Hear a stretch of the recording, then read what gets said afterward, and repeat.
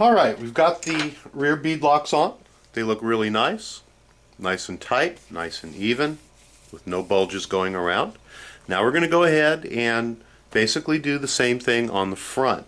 First I want you to take a look at the foams. Let's go ahead and lift up the bead a little bit and peek in there all the way around and make sure that the foam is even with the wheel.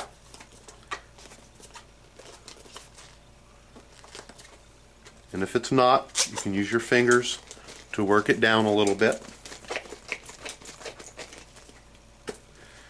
And then again, what we're going to do is we're going to work the lugs one by one down into the portion of the wheel where they sit in there, in the little grooves.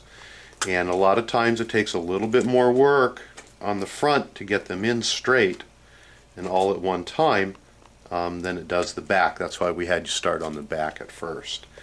And so spend your time, go ahead and work the lugs in, and when you're done you're going to go ahead and put the front beads on the exact same way as you did the rear, making sure that you don't over tighten any of the screws as you're doing it. Again, otherwise they can pull out on you as you're driving, and you don't want to do that. This one's actually going on very easily.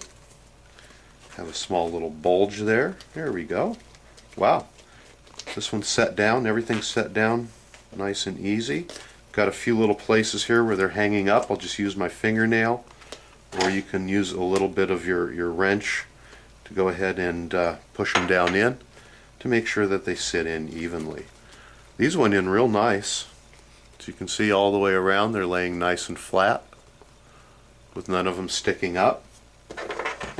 So we're going to go ahead and take one of our smaller beads and we're going to line the holes up here with the holes up here.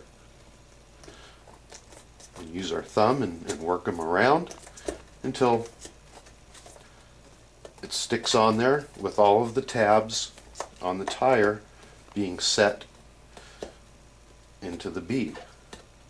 Again, you want to be able to take your hands off and go ahead and look around and make sure that there are no gaps.